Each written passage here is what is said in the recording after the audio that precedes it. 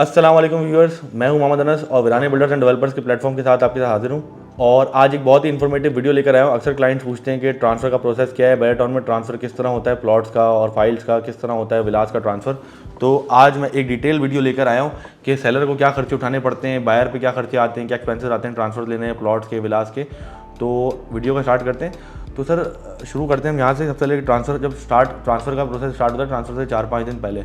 उसका तरीक़ेकार ये होता है कि बैरियाटाउन के हेड ऑफिस में एक NDC नो ड्यूज सर्टिफिकेट की फॉर्म फिल होकर जमा होता है, जिसमें सेलर की फाइल की कॉपी, सेलर का NIC और अगर प्लॉट अलॉटमेंट वाला हो तो अलॉटमेंट लेटर, पोजेशन सर्टिफिकेट और स्केच की भी कॉपी साथ लगती है। और वो बैरियाटाउन के हेड ऑफिस में जमा होता है NDC नो ड्यूज सर्टिफिकेट का फॉर्म लग के। और वो अगर हम उसमें 2 तरीके हैं, उसको अगर हम नॉर्मल डालें तो वो 4 दिन के अंदर वो NDC मिलती है। और अगर हम अर्जेंट पे उसको पे करें, जिसके 5,000 रुपये एक्स्ट्रा चार्जेस लगते हैं, तो वो फिर हमें 1 दिन के अंदर 24 आवर के अंदर वो NDC आ जाती है।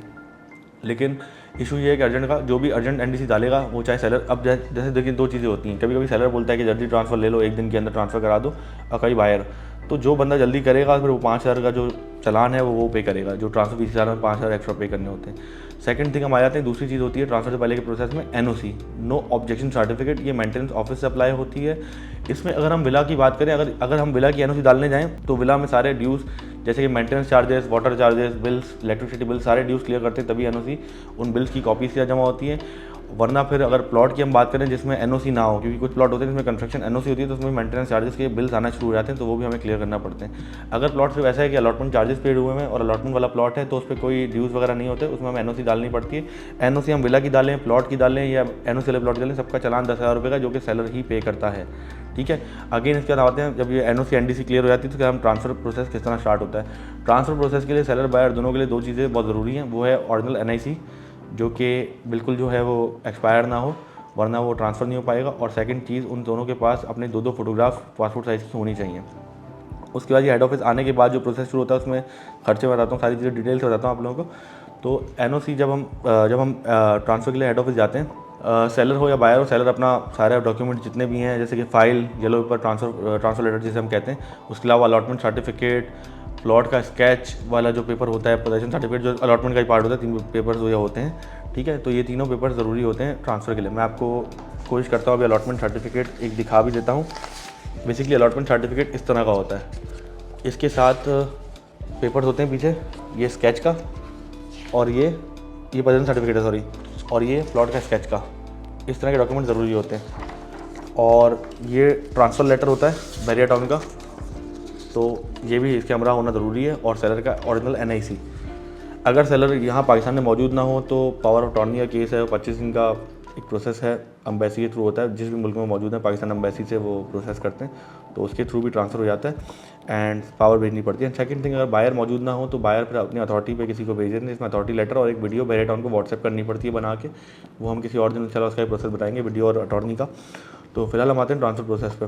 तो ये हम लेके जब जाते हैं हेड ऑफिस, तो इन प्रोसेस के बाद हम जब ये चीज़ें हेड ऑफिस लेके जाते हैं तो उसके बाद ट्रांसफ़र इस तरह होता है कि देखें, ट्रांसफ़र फीस में जो ट्रांसफ़र के जो खर्चे हैं पहले उन पे आ जाते हैं। ठीक है। पहली चीज़ है डॉक्यूमेंटेशन।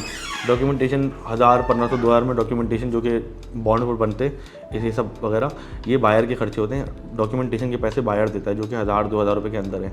उसके अलावा एक खर्चा होता है ट्रांसफ़र फ़ीस। अब वो ट्रांसफ़र फीस डिफरेंट है, एज़ पर जो भी चीज़ होगी, इन्वेंट्री होगी, उसके हिसाब से फिर डॉक्यूमेंट उसकी ट्रांसफ़र फीस होगी। ट्रांसफ़र फीस भी बायर ही पे करता है। उसके बाद आते हैं हम टैक्स पे। टैक्स 2 तरह का है, एक सेलर का और एक बायर का।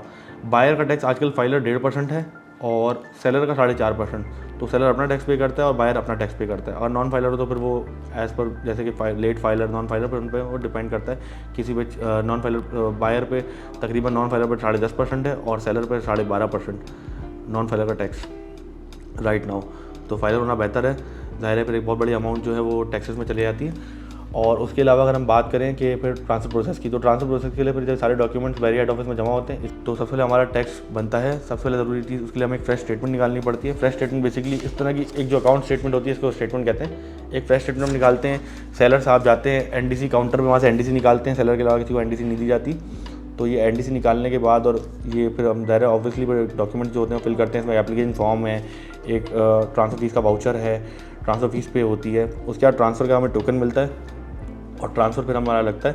और ट्रांसफ़र लगने के बाद जो हमारा मतलब ट्रांसफ़र हो भी जाता है, उसके बाद साइन होते हैं, पिक्चर्स होते हैं, क्या ट्रांसफ़र बैरेटॉन में हेड ऑफिस में हो जाता है। उसके बाद हमें बायर को अक्सर लोग को कन्फ्यूजन होती है कि वो समझते हैं शायद ट्रांसफ़र के बाद हमें ऐसी फ़ाइल मिलेगी। नहीं सर, ऐसी फ़ाइल आपको बिल्कुल नहीं मिलेगी।